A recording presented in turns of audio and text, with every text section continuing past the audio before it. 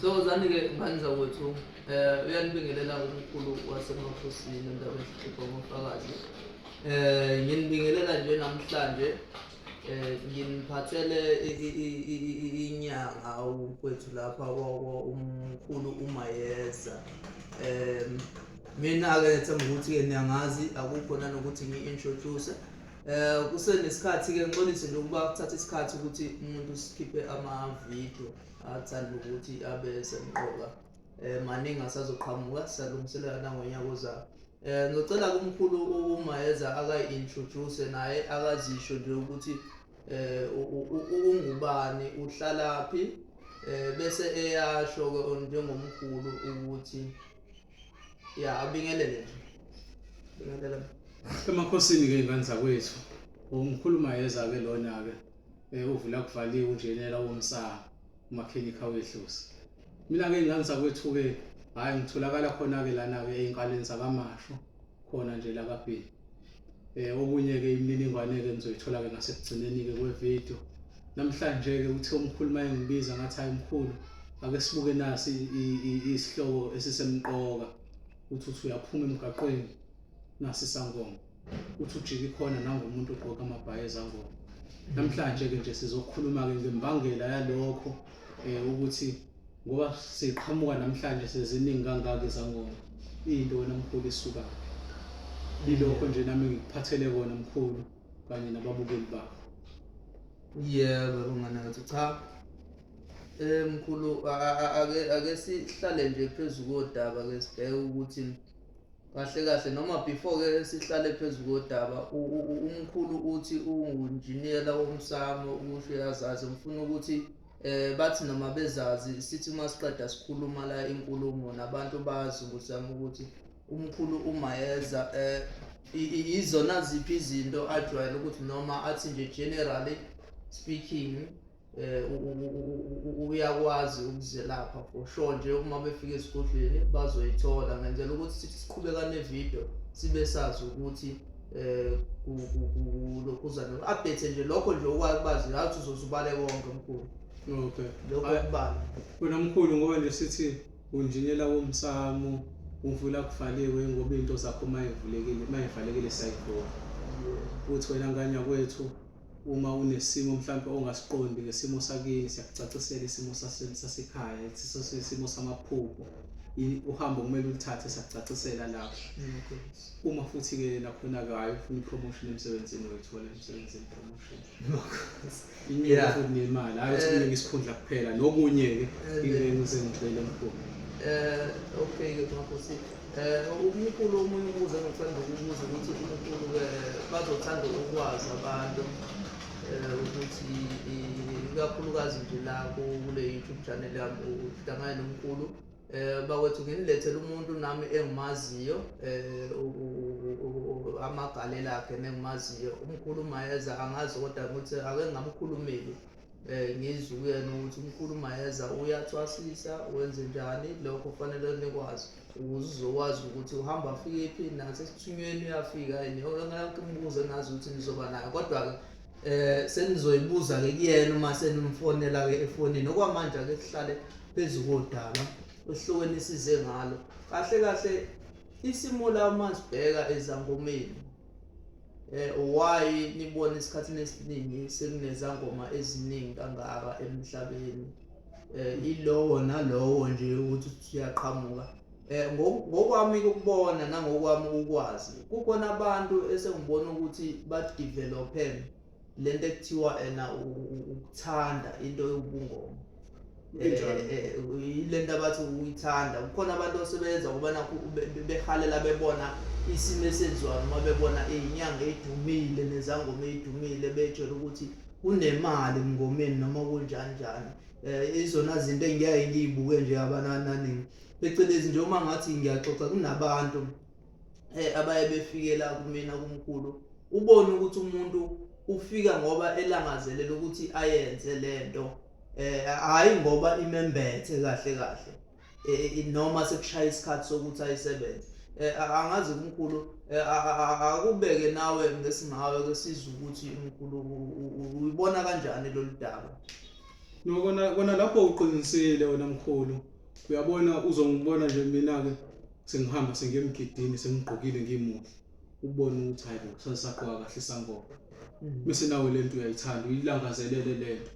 Ukubona nanti ibhayi ungazi nokuthi ngoba ngisuka nje ngothenga leli bhayi ngasuka into yami yasuka yahamba yashonana. Bese nawe uyahamba uyothenga. Engayazi njalo nana le meaning ngoba phela kuyenza ukuthi unikezwe into kanti kanti isho kunye kuwe njengomelaphi usebona nje eyithandile ayithathe bese efisa nanokwazi ukuthi awuke ichaza ukuthini awuqhubeka phela Injalo impela.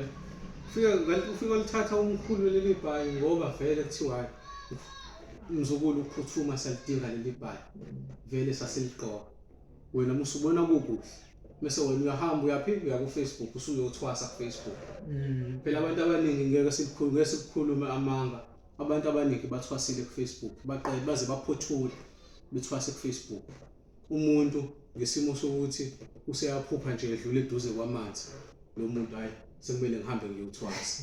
Uphuphe edlule eduze kwamanzi. Noma uthe ephupha dekunethe useyahamba uyothwasa. Uthwasa ku Facebook. usayibone inkunzi malanga Usayibone inkunzi malanga. Nayo uthi mayibona abone bemkhombisa isitha ngesimo senyoka athi hayi ubangikhombisile kumele ngihambe ngiyolanda umuntu wami emanzini. Kanti hayi bebemkhombisa ukuthi hayi nasi isitha qaphela. Uyayibona ezinye zeindlela lezo ukuze ubone nje abantu sebebaningi sebegqoka amabhayi. Eyokuqala le indlela ekhona. Yebo kunjalo. Manje lana umkhulu abantu bazobuza ukuthi bazokwazi kanjani ukuhlukanisa nokubona ukuthi lo muntu ngempela kuyena yena onobizo lona uyayifosela waphela bakhona abantu otholayo ukuthi bayaforsa nje bayayithatha nje into bayizimbathisa kubona. Ake kuthanda ukubacacisela nje kulokho ukuthi umbona kanjani umuntu mekanjalo. Uyabona mkhulu uma ngizothi ngihambela mhlambe edrobheni ngiphuma mhlambe ukuyithengela into ezithile. Awungazi ngisho ungazi. Uzohlangana nayo. Kuzoba khona lento leyo yesimo sabantu bethu. Abantu bakho abangibathile nabantu abangibathile bazoconnect. Ukuconnecta kwabo kuba sengathi hayi ngiyalazi leli khehla leli. Ukusho ukuthi ngisho umuntu mawusufikile endaweni yakho umelaphi lowo wendabuko uzozwa isimo sempilo mawungena phakathi kwekhaya. Ilokho nje okokuqala ukuthi ngisho useduze kwakhe kuzoba khona ithemba ngisho ngathiwa usulahla ithemba. Kuzoba nethemba ukuthi hayi ngathi ngingaqhubeka ngiyokwenza lokho kade ngifisa ukuthi ngikwenze. Uyabona lapho ke isuke ikhona ngempela into kulowo muntu. Omunye nje uthi uyibukela yona uthi hawu ngempela esinjena pho. Ngiyisho isangoma lesesinjena. Na ungazi ukuthi lokho ukushiswa yini. Ngoba bona ngizokwenzela umzekelo kwathi ngonyaka ophelile siphuma kaMlungu nomunye insizwa akaZulu sisebenza naye. Simile la ngasesitolo khona isimlindile ungene ngaphakathi. Uthayi somlinda ngaphandle kwakugcwele. Sihlangane naye indoda iqhizile ifake nje ukuhlala ubungaka. Ubungaka izandla zombili. Ugcwele izandla zombili. Manje ke nayo insizwa lengihamba naye vele naye imbathwa abantu abadala. Ibuze lensizwa uthi hayibo awusho umkhulu lapha nakukhona nje kodwa. Manje khona into engingayiboni kahle angazi mina sengiphapha yini. Ngoba nawe ukubona kwesinye isikhathi ugcina uyithola usudonsa ngisho la ngafanele ngabe udonsa khona. Ile network idonsa ofanele. Naye sathi sisakanjalo ngisathi ngithi hayi mina mkhulu ngibona lutho liphakama ikhehla lakhe lithi hayi akukho lutho la. Insizwa yathi kwathi kuphuma lawo magama lensizwa yavedane yabaleka. Lesasisho. Kusho ukuthi uxama wayesebanjile. Wayesebanjile emgodini hayi kuyezwakala kezwakala mkhulu. Ngamanye amazwi ke lento uma ngiyibheka iya kakhulu nokuthi umuntu usenza ngoba into ebalekile leyo. Bakhona abantu abaningi abanye ke abangakwazi ukuyinothisa nokubhekisisa izinto ezinjengalezo nabangakwazi nje ukusenza kakhulukazi usaqhubeka bengithi sukhethe kukhona abantu ke obona ukuthi bayileka le knowledge umuntu kusenza nabanye abantu ke thola ukuthi ke bayayidoubt amkhulu. Kukhona umuntu othola ukuthi uyayidoubt when it comes to kufanele umuntu ungabe uyayisense indaba. Omunye umuntu uzothi ke ngizothini uma ukuthi ke ngiyangena impela ngiyazizwa ngoba ukusenza ave kubalekile ukutshela izinto eziningi. Ngiyangena ke ngiyazizwa impela ngikhululekile.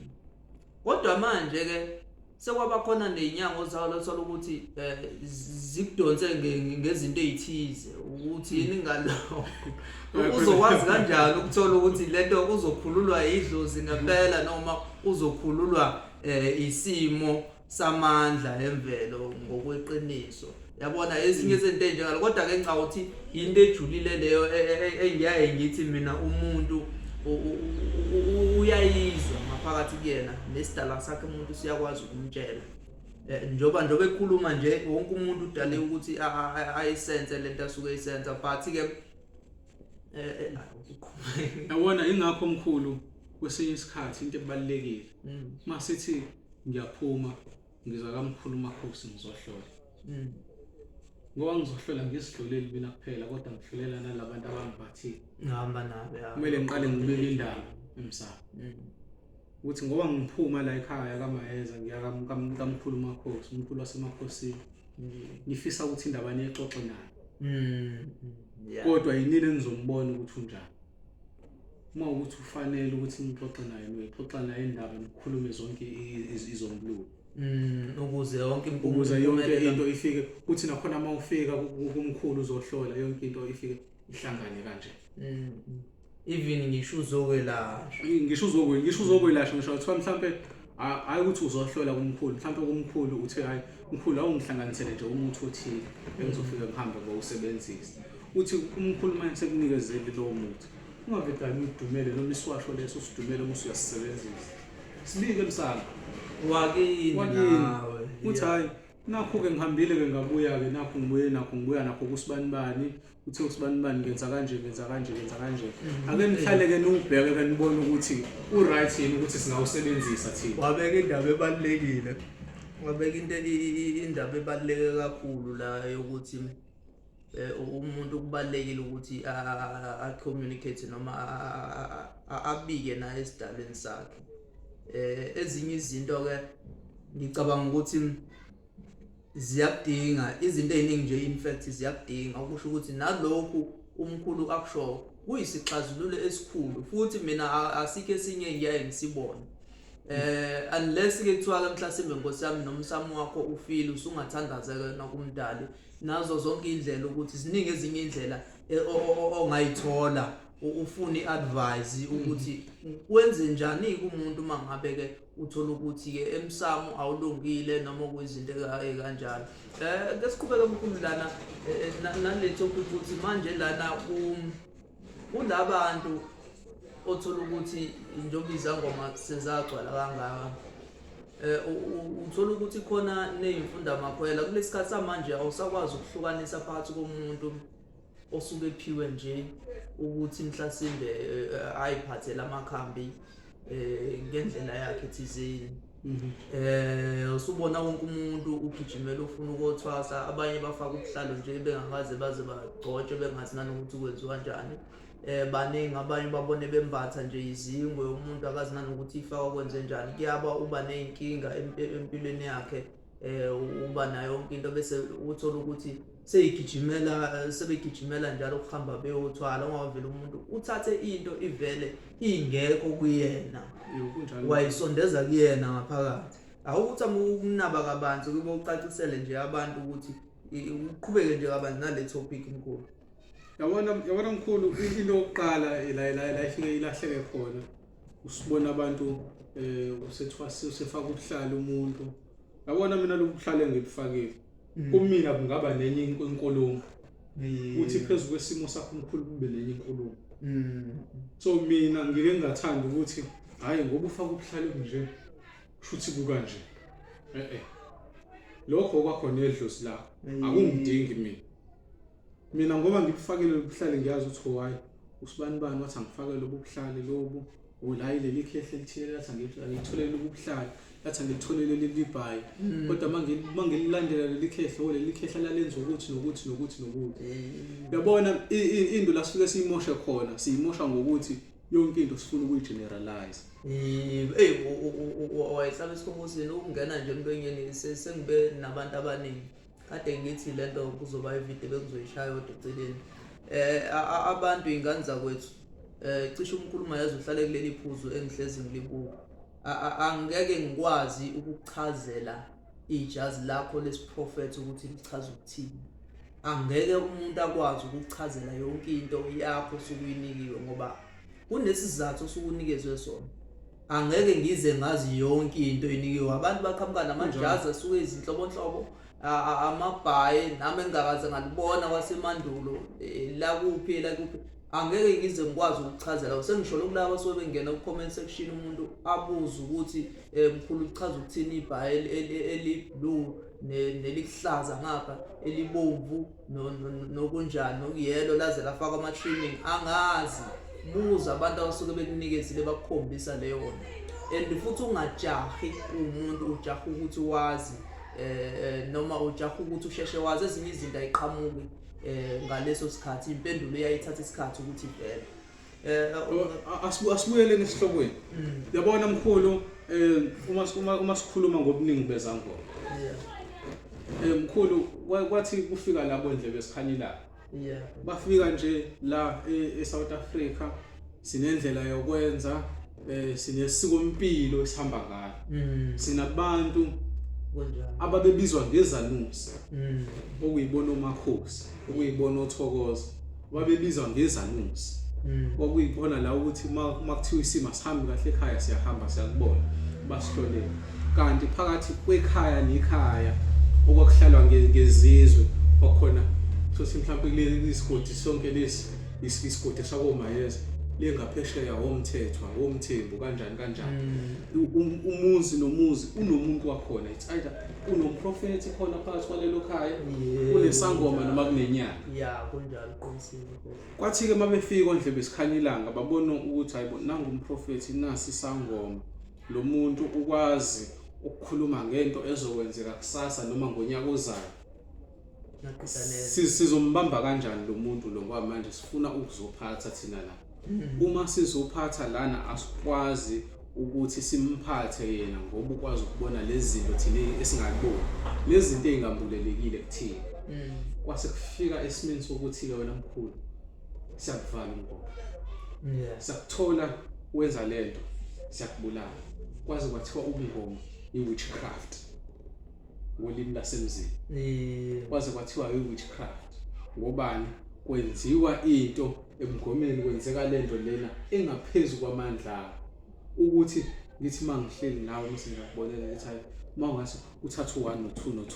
no1 no2 no3 no4 umhlanganise umsebenzisi uzobona into zakho ehamba kahle umlungu akakwazi ukuyilawula leyo nto leyo hayi nhlo kwathi mase qhamuka ngekhathi uma eli 70s kwama 90s ilapho nokusesibona abantu sebehamba bothwasa abantu sebehamba beyimanzini babuye nabanomzane babo okuyila izinto seyiqala seyivuleleka khona so mase iqala ivuleleka khona ukhumbula ukuthi lo muntu wayephethe umsebenzi kamayeza mhlawumbe una 300 years agcina ukusebenza umsebenzi usangakuyena akakwazi ukuyohlala nabanye ngobani akakawudluliseli phambili umsebenzi useyabona manje hawu kamthetho nawo umthetho nje sesihlala naye indawo yesigodini esisodwa sekuyathwasa usethu sekhona isangoma kamthetho kushuthi sekuyathwasela okay hayi sengimtholile umuntu engizomnikeza umsebenzi ake ngiqale ngiyobheka ukuthi ubani ozonginikeza umsebenzi wengane yakhe ukungena ukhululimi nje kusho ukuthi kuyenzeka uthola ukuthi umuntu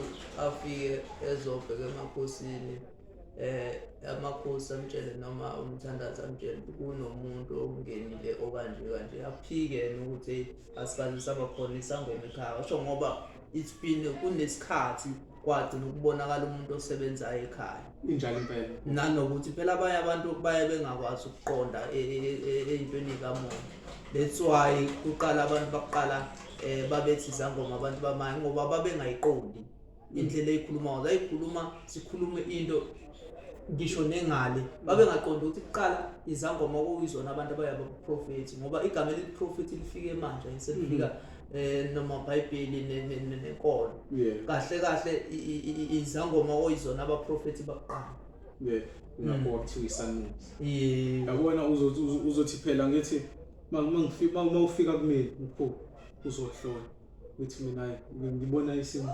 salwazi eliphethe iBhayibheli kanje noma leli khehla liphethe iBhayibheli kanje lake lafika nakuwena kuthiwa ngazi uzothatha umsebenzi kanjani uthi ayasi akekho lo muntu la uthi akuhambe ekhaya uyobuza ngoba wazi mawuthi uyafika futhi nakhona uzofika ngobani uzofika nasekhaya uyobuza mawuthi uyabuza ekhaya ufika kumuntu owazi umkhulu wakhe ngale kwamkhulu wakhe akasazi lutho ngomndeni ukuthi wakwenzakalani naye lo muntu uzofika athi asikaze sibe khona isangoma ekhaya ngobani ngathothi isangoma kwakukhokho kamkhulu wakhe lo angakaze ambonayo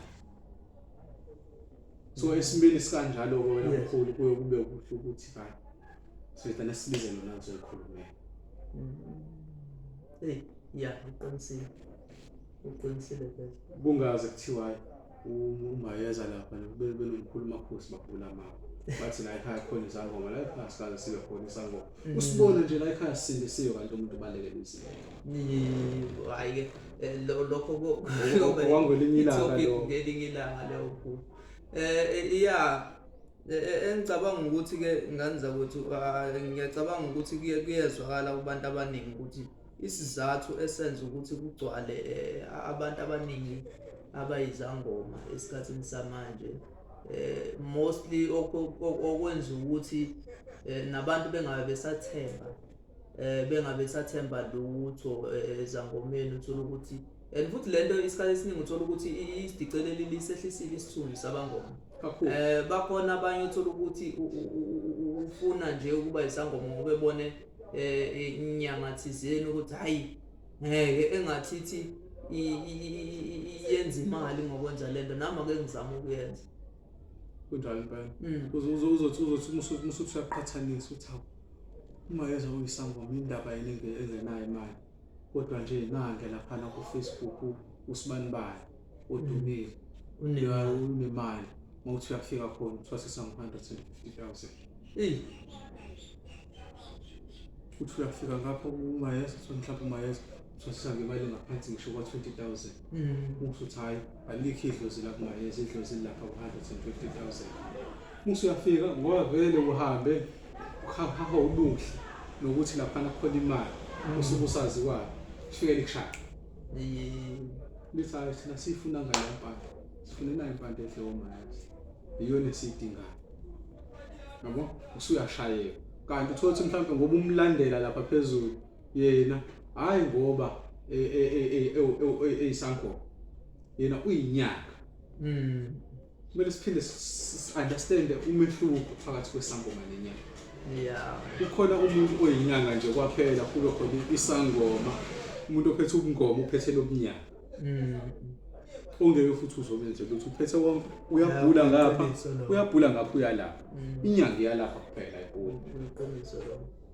inyanga ayibhuli inyanga ifana nekhemisi ukuthi ufike kuyona ukuthi hayi engathi ngilobuhlungu obulana kumbe ngiphethwe amaphiles angihlanganisela ukuthi ungangihlanganisela ikuhlanganisela inyanga kanti uma ufika kwisangoma uthi yangiphathekile kahle ufike ukuthi mina asibheke ukuthi indaba ihamba siqala phansi senzenjani siyahlola uthi why inkinga yakho hayi ukuze uphathwe amaphiles ingoba indaba yakhe ihamba ishonele uyayibona leyo into leyo yezwakala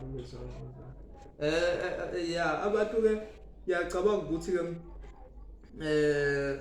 uNkulunkulu bazwile abantu bayizwile itopic yethu bazwile ngokuthi lokhuzana mabethanda ukuthi ngelinye ilanga sithi ukuqhubeka nayo noma sithi ukuqhubeka sisinda amanye amatopic befuna ukwazi abanye abantu bazokwazi bazobuza ukuthi umkhulu mayeza siyazi ukuthi impela umkhulu nawe uyakwazi bawufuna ukwazi ngelinye ilanga ukuthi wasekuba ukuthi wasisobani zonke izinto ezinjengalezo bazodinga ukuzazi kodwa ke sokubuwe lokho ke bese ubashiyela inamba ke yakho umkhulu ngasekugcineni ke sike sazi ukuthi ke sizoqhubeka sini Hayi, mina ke ngizwa kwethu ngithwasile kumakhosi usuku. Sayidla pande. Bathini abanye bathi hayi salidla saliphalaza. Ngazi wasiliphalaza kodwa sayiphuza sayiphalaza baliphuza futhi nalo baliphalaza. Khona ke kusenjalo. Kuyatholakala kumkhulu ke nakhona ke ku Facebook. Ikhasi igama lalo umkhulu Mayeza. Okanye ungayibheka ngomkhulu inkomo zakho uzothola ikhasi. Inombolo ke ucingo u072 148 4806. Number ke le iyafoneleka iyatholakala na WhatsApp. Ungathuki ke mawukuthi ke usend WhatsApp umkhulu akanakile. Mawubona kuphela i-hour uphinde uthumele omunye umyalezo sobe sesiphuma sesiphendula ke ngoba umsebenzi uyasetshenziswa.